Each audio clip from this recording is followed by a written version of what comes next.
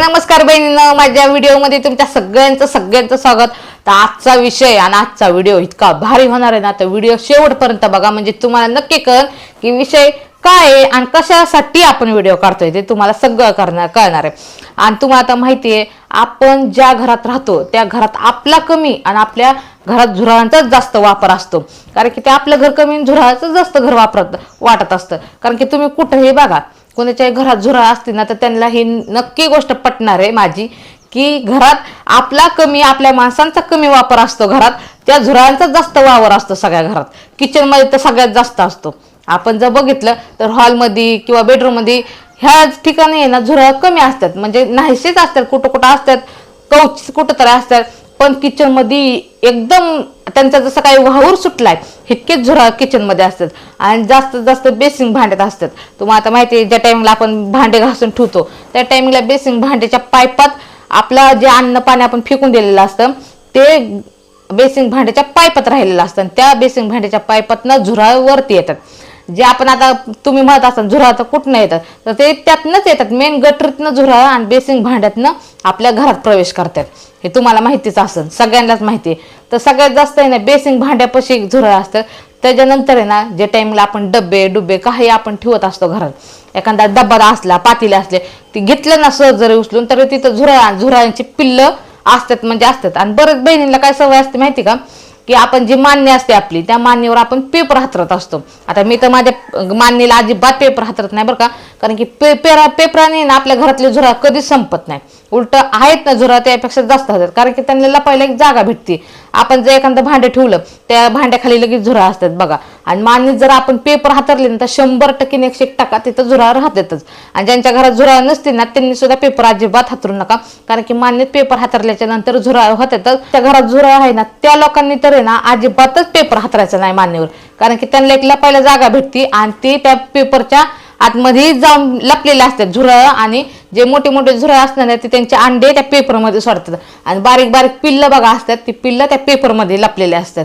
आणि ज्या टाइमला आपण स्वयंपाक करतो आणि जेवून झोपतो त्या टाइमला तर किचनमध्ये त्यांचंच सगळं हे असतं, कारण की नाही का, ज्या टाइमला आपण संध्याकाळी कोण उशिरा जेवतं, कोण लवकर जेवतं, आणि एखादा जर आपला घरातला व्यक्ती उशिरा येत असेल कामावरनं आणि आपण सगळे जेवून झोपला असेल आणि ते व्यक्ती जर येऊन टोपल्यात बघितलं तर सगळे झुरळ असतात। हे मला माहिती आहे, कारण की मी अनुभवलंय म्हणून मला माहिती। आणि आता माझ्या घरात अजिबात झुरळ नाहीत, पहिले झुरळ होते आणि कधी कधी आम्ही लवकर जेवायचो, माझे मिस्टर उशिरा जेवायचे, तर ज्या टायमिंगला टोपलं उघडं ना त्या टोपल्यात सुद्धा झुरळ असायचे अक्षरशः। तर हे मला म्हणायचे की अगं भाकरी मला खायला ठेवली काय, झुरळांना खायला ठेवली, मला हाच प्रश्न पडतो। आणि परत त्या झुरळ फिरून गेलेली भाकर सुद्धा ह्यांना खाऊ वाटत नसायचे, इतका वैताग चाललेला ना आम्हाला झुरळांनी घरात। सगळीकडे झुरळ, जिथं वस्तू जी मांडन तिथं झुरळ, कोणची खायची प्यायची वस्तू असो काय असो।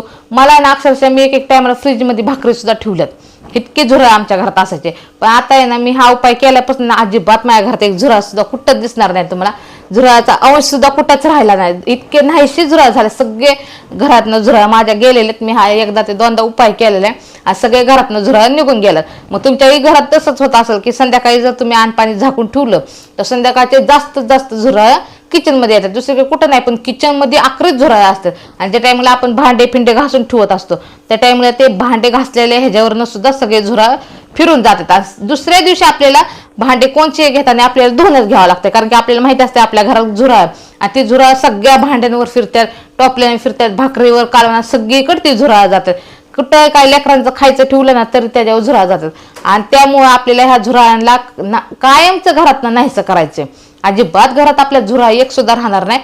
आणि आपण फक्त एकदा दोनदा हा उपाय केला ना तर तुम्हाला लगेच कळून जाईल की तुमच्या घरातले झुरळ नाहीसे झालं। तर चला आपण आपल्या व्हिडिओला करूया सुरुवात, आणि जो मी हा उपाय केलाय माझ्या घरातले झुरळ घालवायला, हा तुम्ही पण उपाय करा आणि तुमच्या घरातले सगळे झुरळ नाहीसे करा, कारण की ज्या घरात झुरळ आहेत ना त्यांनाच माहिती झुरळाचा त्रास काय, पण ज्या घरात झुरळ नाही ना त्या लोकांना काही माहित नसते की हा झुरळाचा त्रास काय नाही, काही माहित नसते।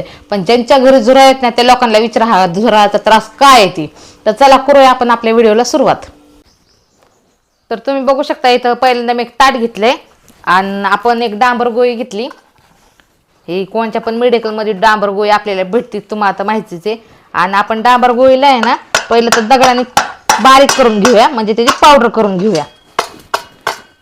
अख्ख्या डांबर गोळीचा उपयोग नाही आपल्याला काय, त्याची पावडर करून घ्यायची आणि त्या पावडरचा आपल्याला उपयोग करायचा झुरळांसाठी. तर हे एकदम बारीक पावडर करून घ्यायची आपल्याला. हे अशी पावडर लगेच, आणि त्याला काय डांबर गोळीला पावडर व्हायला टाइम लागत नाही, लगेच पावडर होते. ही अशी पावडर झालेली आहे आता आपली, बघू शकता तुम्ही. आणि डांबर गोळीचा वास बघा कोणाकोणाला तर लय आवडतो बरं का, कोणाकोणाला नसून आवडत, पण कोणाकोणाला डांबर गोळीचा वास एकदम भारी वाटतो आणि आवडतो पण डांबर गोळीचा वास सगळ्याला. तर इथं आता डांबर गोळीचा पावडर करून घेतली आपण. त्यानंतर आपल्याला काय करायचं, हे मी गव्हाचं पीठ घेतले. गव्हाचं पीठ घेतले कारण की गव्हाचं पीठ तुम्ही कोणचंही पीठ घेऊ शकता, ज्वारीचं, बाजरीचं, पण इथं मी गव्हाचं पीठ घेतले.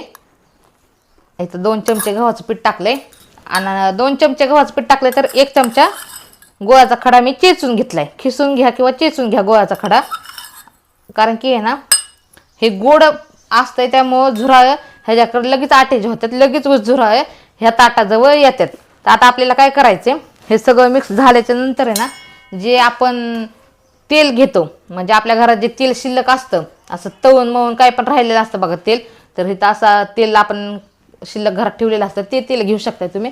आणि दुसरं घेतलं तरी काय हरकत नाही बरं का, पण शिल्लक असेल तर ह्याचा हा उपयोग होऊ शकतो. त्यामुळे मी म्हणते असेल तर तेल हे वापरू शकता तुम्ही. तुमच्या घरात असं तळून ठेवलेलं तेल नसेल तर मग तुम्ही दुसरं तेल घेतलं तरी चालतंय.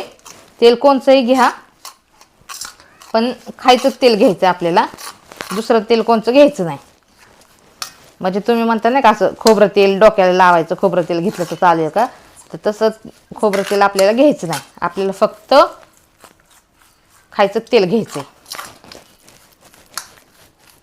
आणि तुम्हाला आता माहितीच आहे डांबर गोळीने झुरळ येतच नाही, पण असा जर उपयोग केला ना तर अजिबातच झुरळ कसलेच घरात तुमच्या होणार नाहीत आणि येणार पण नाही. जसं तेल लागेल ना तसंच टाका थोडं थोडं.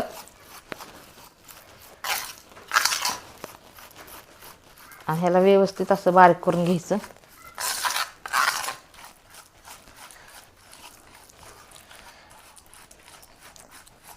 हे एकदम मिक्स करून घ्या बरं का चांगलं, कारण की डांबर गोळी आपल्या पिठात आणि गोळ्याच्या खड्यात एकदम मिक्स झाली पाहिजे.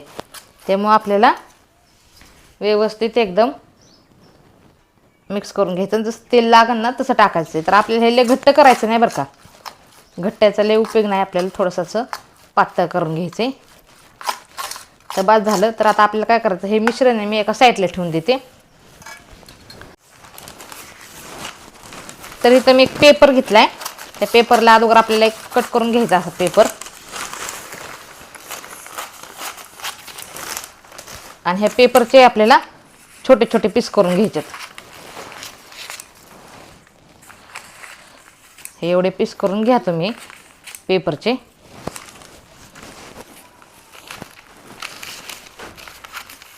एकदम लय पण बारीक नाही आणि लय मोठे पण नाही, एवढे आपल्या मापात करून घ्या पीस एकदम पेपरचे हे असे. आणि त्याच्यानंतर आपल्याला ना कापूस लागणार इथं. तर असा कॉटनचा कापूस घेतलेला आहे मी. हे तुम्हाला आता माहिती आहे कापूससुद्धा कुठं पण भेटतो. आणि त्या कापसाचे असे छोटे छोटे पीस करू 2-3. आता आपल्याला काय करायचं आहे, हे जे कापूस घेतलं आहे ना ते आपण हे मिश्रण केलं ना त्यात बुडवायचे. ह्या कापसाला सगळीकडनं कापूस लागला असं कापसाला हे मिश्रण लागलं पाहिजे असं घ्यायचं मिक्स करून. आणि त्यानंतर काय करायचं, ह्याला आहे ना अशा पेपरच्या तुकड्यात ठेवायचं. तर हे सगळे कापसाला आपण तसंच करून घेऊ. कापसाला हे मिश्रण लावायचं आणि त्याच्यानंतर लगेच जे पेपरचे आपण पीस करून घेतल्यात, जे पेपरचे तुकडे करून घेतल्यात त्याच्यावर हे आपल्याला ठेवून द्यायचे. हे अशा पद्धतीने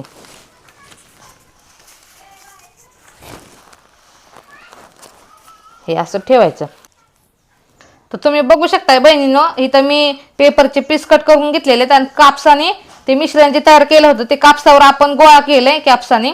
आणि ते कापूस आपल्याला हे असे पेपरचे तुकडे ठेवायचे आहेत. आणि हे पेपरचे तुकडे जिथं आपण वाटते जास्त झुरळ आहेत तिथं हे पेपरचे तुकडे ठेवून द्यायचे. तर तुम्हाला दिसत असेल जे आपण हे पीस तयार करून ठेवलेले ना कापूस पेपरवर जे पेपर कट केले छोटे छोटे तुकडे आणि त्याच्यावर आहे आपण कापूस ठेवून दिलं, तर हे कापूस आहे ना हे पेपर सकट आपल्याला ठेवायचं. कारण कापसाला आहे ना जे आपण पिठाचं आणि डांबर गोळीचं जे मिश्रण तयार केलं होतं ना ते नुसतं ह्या कॉटनच्या कापसाला लावलं ना आणि ठेवलं ना तर जिथं आपण ठेवलं ना ती फरशी पण भरणार. त्यामुळे सरळ काय करायचं, हे पेपरचे तुकडे घ्यायचे आणि त्या पेपरच्या तुकड्यावर हे आपल्याला असे गोळे करायचे आणि किचनच्या साईडला ठेवायचे. जास्त करून जिथं झुरळ असतील तिथं बेसिंग भांड्यात संध्याकाळी झोपताना ठेवायचं. बेसिंग भांड्यात आणि आपलं आणपाणी सगळं नीटनाटकं झाकून ठेवायचं. आणि झाकल्याच्या नंतर आपण जे आणपाणी ठेवतो ना ते तिथनं उचलायचं, ते ठेवायचं नाही फ्रीजमध्ये. कुठेही तुम्ही आणपाणी ठेवा आणि गॅसच्या खाली आपल्याला हे पेपर ठेवायचे. गॅसच्या खाली बेसिंग भांड्यापाशी जिथं तुम्हाला वाटतं जास्त झुरळ आहे तिथं हा पेपर ठेवून द्या. आणि त्या वासाने झुरळ अजिबात येणार नाही. कारण की जवळ जरी आलं ना तर ह्यात आपण गोड टाकलंय, गोळाचा खडा टाकलाय गोड, आणि त्या गोडाच्या वासाने गोडाच्या ह्याने जर जवळ झुरळ आले आणि ह्या वासाने इतके भुलतात, इतके भुलून मरून पडतात झुरळ. आणि तुम्ही सकाळी उठल्याच्या नंतर तुम्ही बघता ना तर सगळीकडे झुरळ मरून पडलेले असतील. आणि कसं असतं माहिती का, तुम्ही जर एखादा इलाज केलाय, कोणताही इलाज केला तुम्ही, तर तूप खाल्लं का रूप येत नसतं. मग तुम्हाला वाटन की तुम्ही आज संध्याकाळी हे बनवलंय आणि ठेवलंय आणि दुसऱ्या दिवशी सगळ्या घरातनं झुरळ गेलं, तर तसं होत नसतं लगेचच. त्यासाठी आपल्याला काय करायचं असतं, थोडासा दमधीर तर काढावंच लागतं. त्यासाठी आपल्याला हे आहे ना कापूस आणि हे मिश्रण एकदा तयार करून ठेवायचं. 8 दिवस तर जातं हे मिश्रण, आणि एकदा तयार करून ठेवायचं आणि रोज संध्याकाळी ठेवायचं हे. ते वासाने झुरळ भुलून मरून पडतात, झुरळ भुलून मरून पडतात, अजिबात झुरळ येत नाही.